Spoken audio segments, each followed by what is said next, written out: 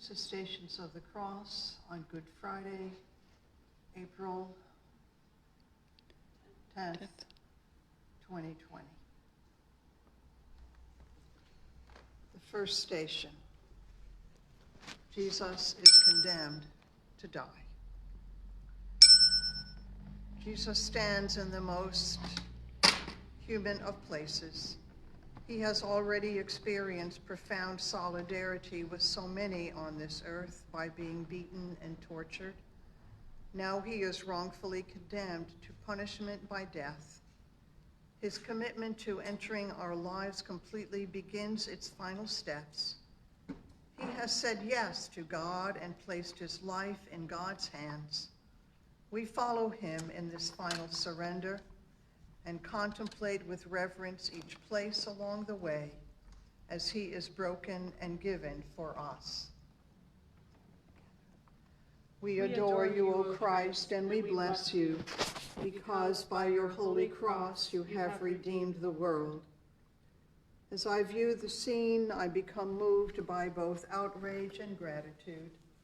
I look at Jesus, his face, the crown of thorns, the blood, his clothes stuck to the wounds on his back. Pilate washes his hands of the whole affair. The second station, Jesus carries his cross. Jesus is made to carry the cross on which he will die. It represents the weight of all our crosses, what he must have felt as he first took it upon his shoulders. With each step, he enters more deeply into our human experience. He walks in the path of human misery and suffering and experiences its crushing weight. We adore you, O Christ, and we bless you, because by your holy cross you have redeemed the world. I contemplate the wood of that cross. I imagine how heavy it is. I reflect upon all it means that Jesus is carrying it. I look into his eyes. It's all there.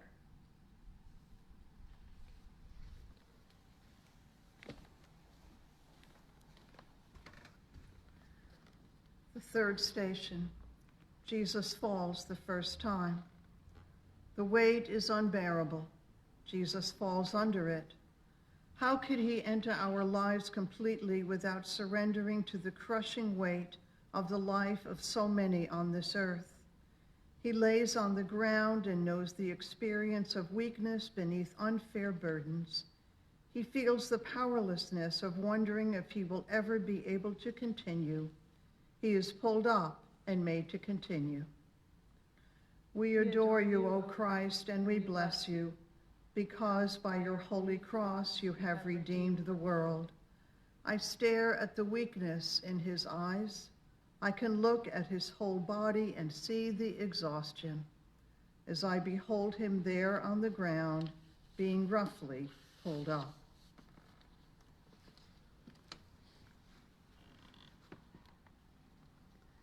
The fourth station, Jesus meets his mother. Jesus' path takes him to a powerful source of his strength to continue. All his life, his mother had taught him the meaning of the words, "Behold, the handmaid of the Lord." Now they look into each other's eyes. How pierced through her heart must be. How pained he must be to see her tears. Now her grace-filled smile blesses his mission and stirs his heart to its depth. Love and trust in God bind them together. We adore you, O Christ, and we bless you, because by your holy cross you have redeemed the world. As I watch them in this place along the way, I contemplate the mystery of love's power to give strength. She knows the sorrow in every mother's heart who has lost a child to tragedy or violence. I look at the two of them very carefully and long for such love and such peace.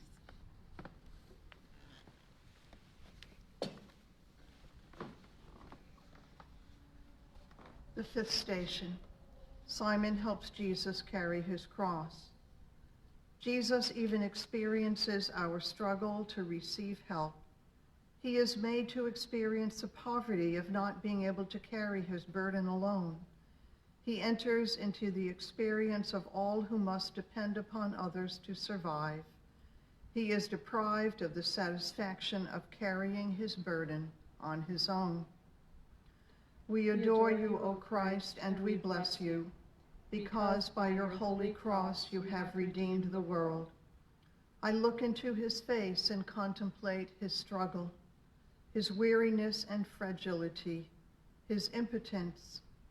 I see how he looks at Simon with utmost humility and gratitude.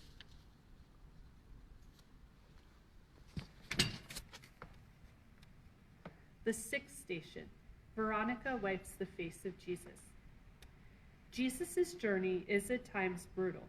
He has entered into the terrible experiences of rejection and injustice. He has been whipped and beaten. His face shows the signs of his solidarity with all who have ever suffered injustice and vile abusive treatment. He encounters a compassionate, loving disciple who wipes the vulgar spit and mocking blood from his face. On her veil, she discovers the image of his face, his gift to her, and for us to contemplate forever. We adore you, O Christ, and we bless you, because by your holy cross you have redeemed the world. What does the face of Jesus hold for me? What do I see as I look deeply into his face? Can I try to comfort the agony and pain? Can I embrace him with his face so covered with his passion?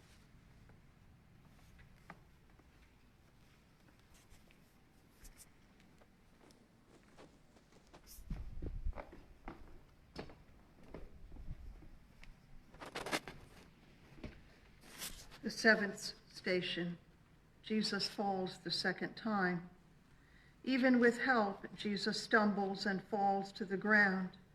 In deep exhaustion, he stares at the earth beneath him. Remember, you are dust, and to dust you will return. He has seen death before. Now he can feel the profound weakness of disability and disease and aging itself there on his knees under the weight of his cross. We adore you, O Christ, and we bless you, because by your holy cross you have redeemed the world. I contemplate Jesus being brought very low. As I behold him there on the ground with all the agony taking its toll on him, I let my heart go out to him. I store up this image in my heart.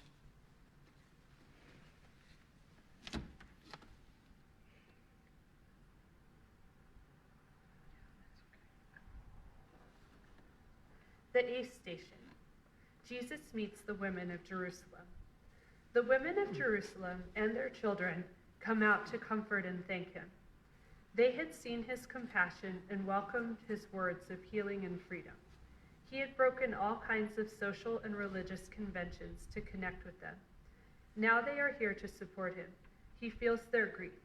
He suffers, knowing he can't remain there to help them more in this life. He knows the mystery of facing the separation of death. We adore you, O Christ, and we bless you, because by your holy cross you have redeemed the world. I look at their faces, so full of love and gratitude, loss and fear. I contemplate what words might have passed between them. I remember all his tender, compassionate, merciful love.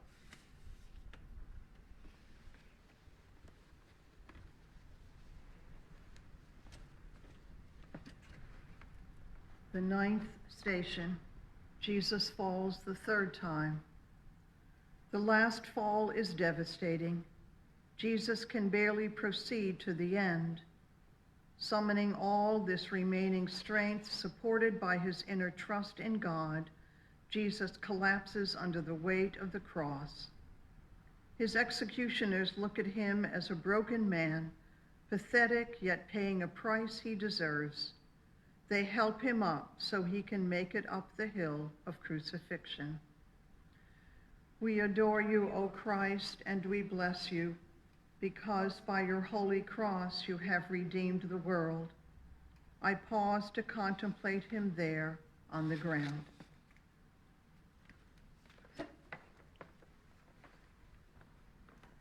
The 10th station, Jesus is stripped. Part of the indignity is to be crucified naked. Jesus is completely stripped of any pride. The wounds on his back are torn open again. He experiences the ultimate vulnerability of the defenseless. No shield or security protects him. As they stare at him, his eyes turn to heaven. We adore you, O Christ, and we bless you, because by your holy cross you have redeemed the world. I pause to watch the stripping. I contemplate all that is taken from him and how he faces his death with such nakedness.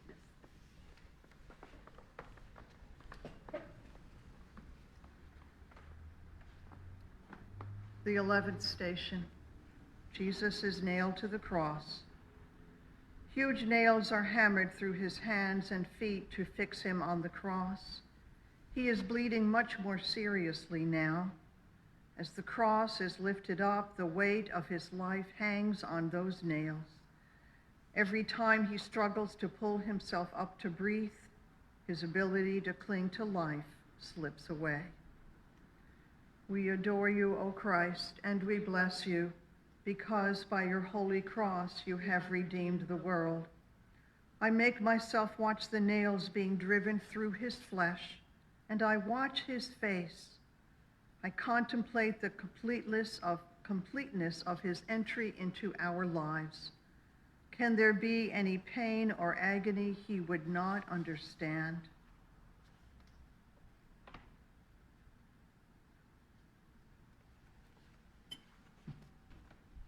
The 12th station.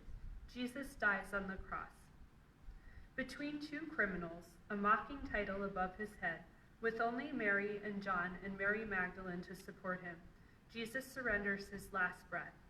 Into your hands I commend my spirit. We adore you, O Christ, and we bless you, because by your holy cross you have redeemed the world. I stand there at the foot of the cross, side by side with all of humanity, and behold our salvation. I carefully watch and listen to all that is said, and then I experience the one who gives life, pass from life to death.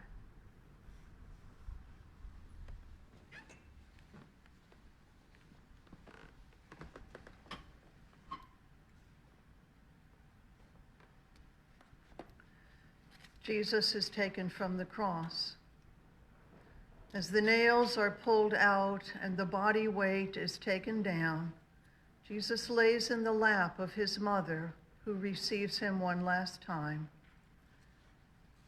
We adore you, O Christ, and we bless you, because by your holy cross you have redeemed the world.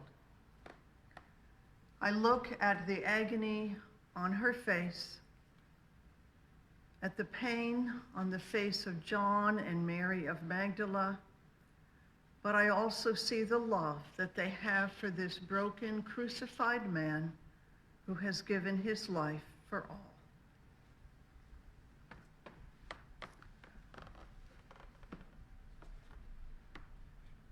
The last station. Jesus is buried. Joseph of Arimathea comes, as does Nicodemus. Jesus' dead body is wrapped in a shroud and placed in a tomb that has known no other body. The onlookers see him for what they think will be the very last time, and he is placed in the tomb. We adore you, O Christ, and we bless you, because by your holy cross you have redeemed the world.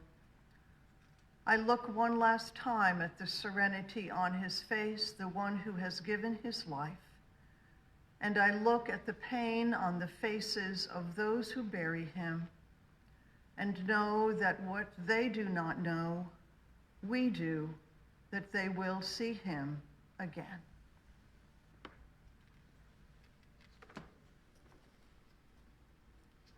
The Stations of the Cross is ended.